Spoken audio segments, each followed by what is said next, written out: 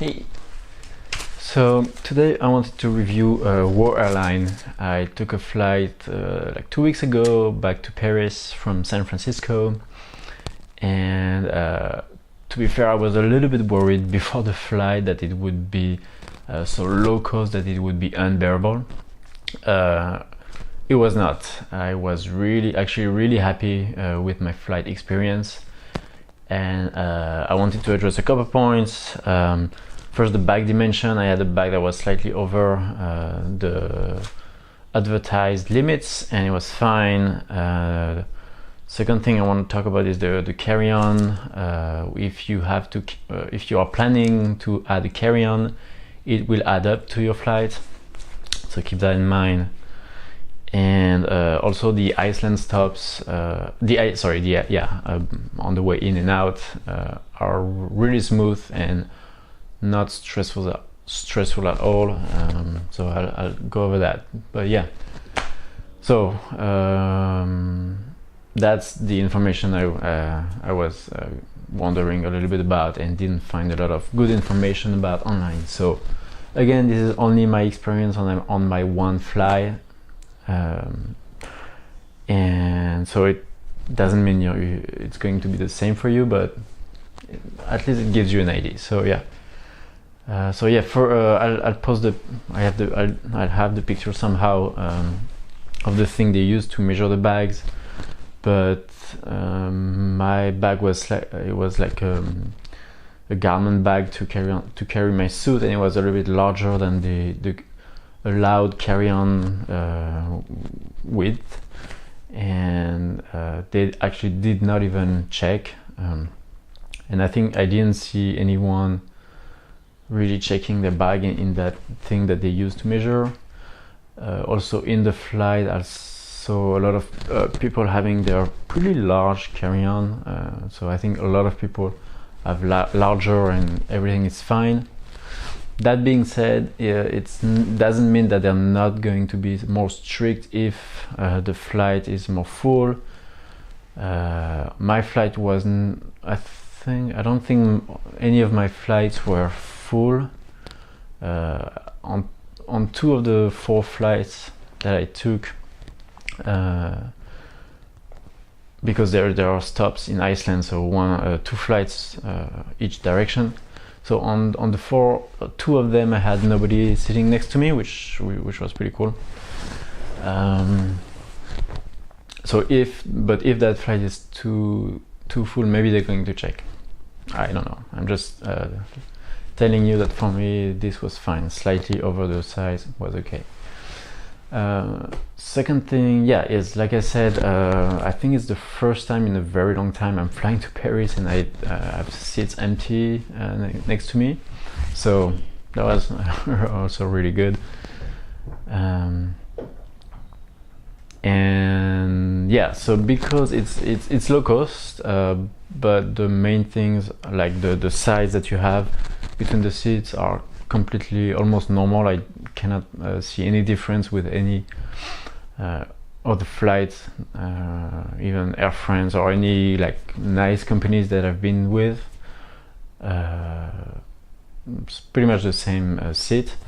The only thing is that there is no movie, so you won't get disappointed because you see all the movies, you've already seen them, or the screen sucks or whatever, because there are no screen, there are no movies. So bring your book. I read my book.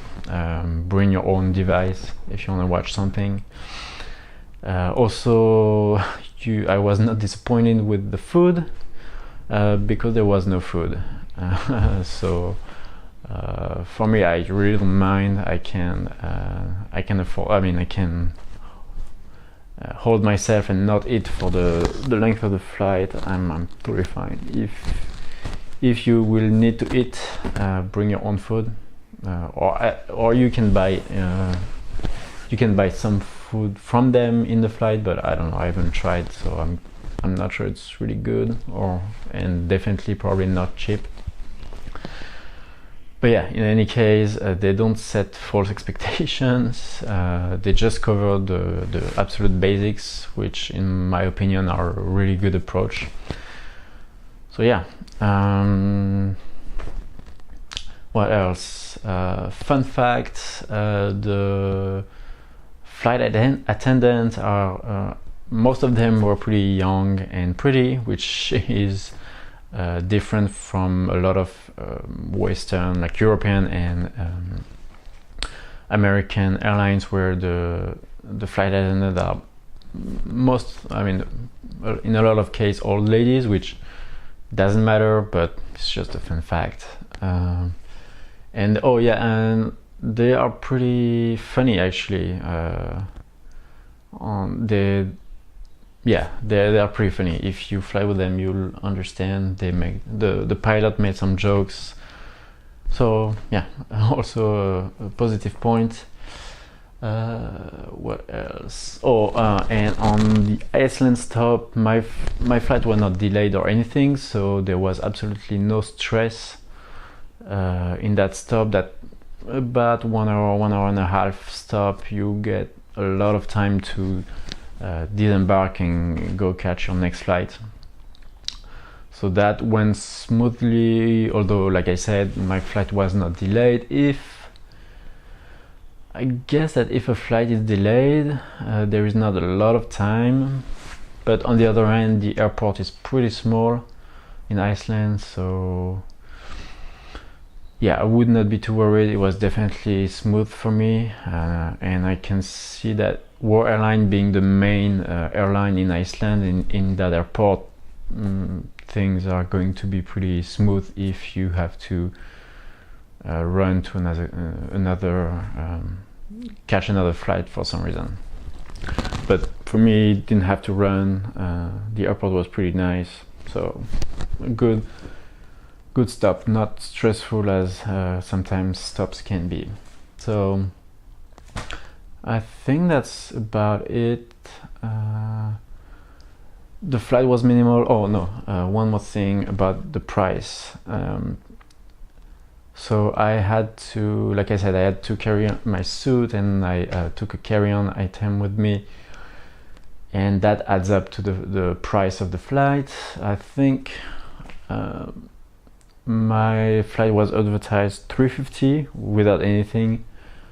The carry-on each way was around $60, I think.